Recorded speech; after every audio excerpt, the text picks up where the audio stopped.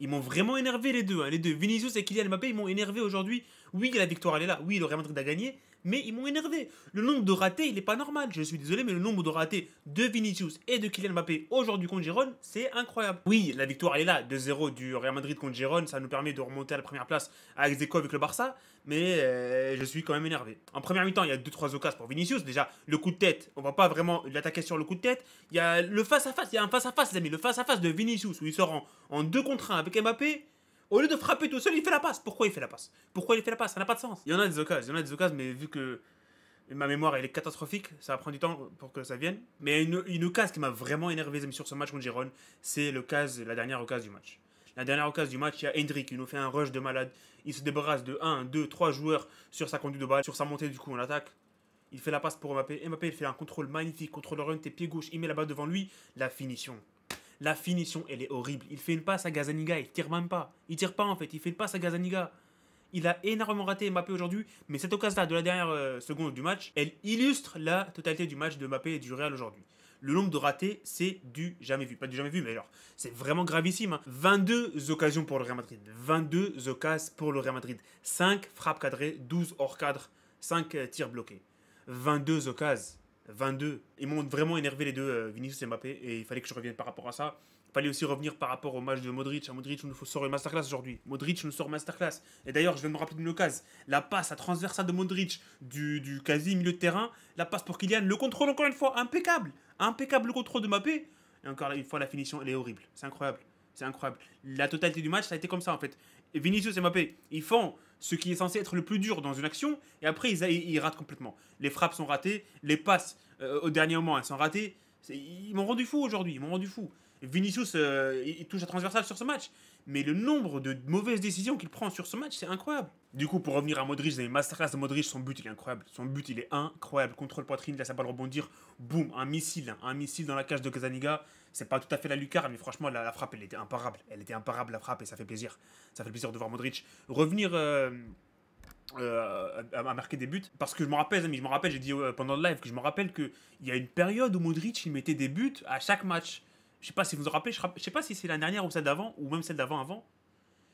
Il y a une série de 3-4 matchs, les amis, où Modric, il enchaîne des golassos de partout. Pied droit, pied gauche, tous en dehors de la surface de réparation. Et franchement, ce but-là, il m'a rappelé cette période-là où Modric était injouable sur ses occasions aux abords de la surface. Il était injouable, franchement, il était injouable. Je me rappelle comme si c'était hier. Et du coup, Modric, comme j'ai dit, match de malade, un buteur, et aussi impliqué sur le deuxième but, le but de Vinicius. C'est lui qui sort à l'action, hein. C'est lui littéralement qui va mener l'attaque sur cette attaque. Il fait la passe à Mbappé. Mbappé, Vinicius, c'est un bon petit 1-2 et ça fait au final le but pour Vinicius, même si ça a été contré par Blind au final.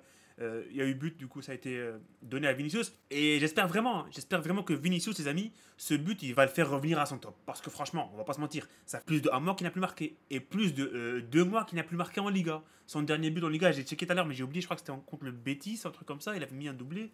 Contre Valladolid, peut-être, j'ai oublié, mais en tout cas, ça fait depuis l'année d'avant, 2024. Et son dernier but, toute compétition confondue, c'était contre Salzbourg en Champions League. Donc franchement, Vinicius, j'espère vraiment que ce but, les amis, il va le faire revenir à son top parce que it's time to wake up, hein. Il y a des échéances importantes pour le Real, commençant ce mercredi, pas mardi, mardi c'est le Barça Atlético, mercredi ça va être le Real contre la Real Sociedad, et il faut compter sur un bon Vinicius, et parce que voilà, le Real Madrid va être dans le mal, dans le dur, si Vinicius ne va pas être en forme. On va pas compter sur Rodrigo à chaque match, on va pas compter sur un coup de génie de Modric à chaque match. Bellingham est suspendu pour la plupart des matchs qui arrivent, les 5 prochains matchs, je crois qu'il est suspendu sur 3 matchs, donc franchement, wake up Vinicius parce que on a besoin de lui. On a besoin de toi, Vinicius.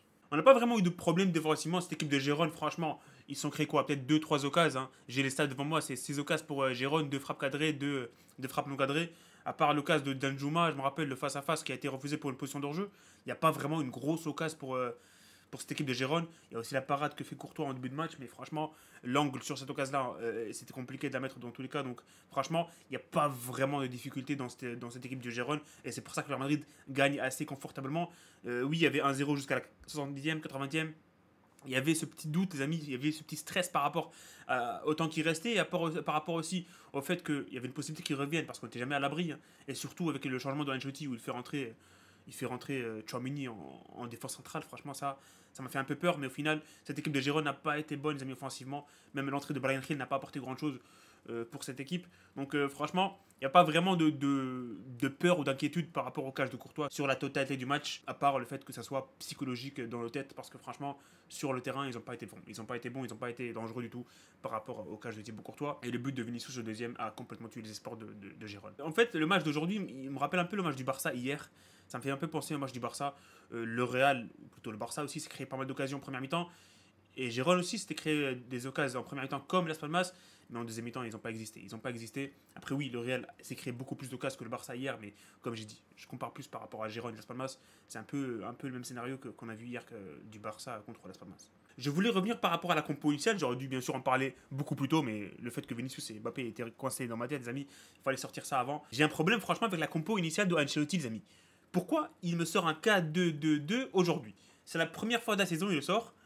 C'est complètement inédit. Le 4-2-2-2 de Ancelotti, j'ai jamais vu ça. J'ai jamais vu ça. D'habitude, il y a Bellingham qui joue MOC derrière Mbappé, Vinicius à gauche et Rodrigo à droite. Bellingham est blessé, et Bellingham est suspendu, pardon. Remplace Brahim Diaz par Bellingham. C'est pas compliqué. Il faut pas aller vraiment chercher très très loin et faire un 4-4-2 et changer de système. C'est fou. C'est fou, franchement. Je ne sais pas vraiment pourquoi il a fait ça, Ancelotti. Je ne vois pas vraiment l'intérêt de faire ça. Ça chamboule tous les systèmes du Real Madrid, ça chamboule tous les automatismes. S'il y avait des automatismes, je ne sais pas, mais ça chamboule tout. Et on a vu sur le terrain, Vinicius et Rodrigo et Mbappé, ils se marchaient tous dessus sur le côté gauche. Déjà que Mbappé, il veut vraiment pas aller dans la surface de réparation. Et si tu mets encore Vinicius et Rodrigo à gauche, c'est injouable. C'est injouable. Il va y avoir 50 cm entre les trois. C'est littéralement injouable. On peut pas jouer au football comme ça. Et de l'autre côté, tu as Brahim Diaz qui est isolé à droite. Isolé, hein. Isolé. Il longe la ligne du côté droit. Et tout le jeu se joue à gauche. Hein. Tout le jeu se joue à gauche. La preuve. Brahim Diaz, vous l'avez vu du match, vous? Non, on l'a pas vu Brahim Diaz. Parce que tout simplement, Ancelotti s'est trompé dans sa compo, dans le positionnement des joueurs. Pour moi, c'est vraiment une grosse erreur d'Ancelotti. Il fallait juste remplacer Brahim Diaz par Bellingham. L'inverse, Bellingham par Brahim Diaz. Et la preuve, il a fait en deuxième mi-temps, on a vu Brahim Diaz beaucoup plus dans ce match, beaucoup plus de liberté dans ce milieu de terrain. Donc franchement, on a raté, je pense qu'on a gaspillé, on a gâché 45 premières minutes avec Brahim Diaz isolé sur le côté droit. Et après, il est sorti à 70e. On n'a pas vraiment eu beaucoup de temps de voir ce petit crack jouer au football aujourd'hui. Et du coup, je reviens à la dernière chose que je voulais aborder par rapport à ce match, les amis, c'est Arda Güler. J'aurais bien aimé voir Arda Güler. Ça fait quoi? Ça fait 5 matchs là. Ça fait 5 matchs avec 0 minutes. Hein. Le dernier match qu'il avait joué, c'était contre les Ganes. Et j'ai checké un peu. Son dernier match en Liga, c'était il y a 2 mois. C'était en 2024. Ouais. Ou début 2025. Mais en tout cas, c'est gravissime. Arda Güler, il doit jouer ce genre de match. Il doit jouer. Surtout. Après le but de Vinicius, il aurait pu le faire rentrer. Il aurait pu le faire rentrer. Il aurait pu le faire rentrer vers la 80e, ça aurait été bien. Il fait rentrer Ceballos, Camavinga, il fait rentrer Hendrick en fin de match. Moi, je pense que Arda Güler aurait pu rentrer dans ce match, les amis. Aurait dû rentrer, certainement, parce que ça fait longtemps qu'on l'a pas vu. Et en vrai, les matchs qu'il joue en coupe, il est bon. Hein.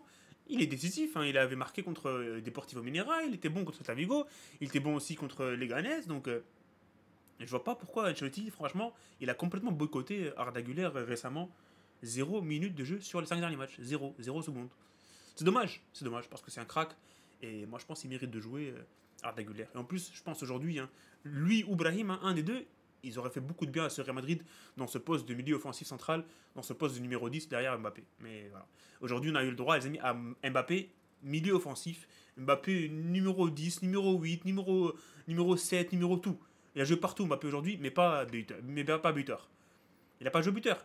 Je pense, hein, si on compte les minutes qu'il a passées dans la séance de réparation, ça doit être moins de 20 minutes sur la totalité du match. La seule bonne occasion qu'il fait en plus, c'est celle où il vient en plus en courant du côté droit, le 1-2 avec je sais plus qui, il fait une course magnifique les amis, et au final bien sûr il va rater, il va tirer sur le gardien parce que franchement aujourd'hui c'est tout ce qu'il a fait. Mais voilà, ça prouve tout simplement que Mbappé n'est pas un BU naturel, tout simplement. Voilà, c'est un ailier et il doit jouer ailier, mais bon. Après, en vrai, moi, j'aimerais bien tenter les amis Rodrigo en pointe et Mbappé à droite. Ça serait pas mal, je pense. Je pense que ça peut être pas mal. Mbappé à droite, il peut utiliser sa vitesse. Et Rodrigo, il peut vraiment utiliser les petits espaces dans les surfaces de réparation. Il peut être intéressant. Mais on verra. On verra ce que Ancelotti va nous concocter pour les prochaines échéances. Mais en tout cas, j'y crois pas du tout. Voir Mbappé à droite ou à gauche, ça va pas se passer, ça va pas arriver, les amis. Il y aura toujours le même compo. Mbappé en pointe, Vinicius à gauche, Rodrigo à droite et Bellingham en pointe. Bellingham MOC, pardon.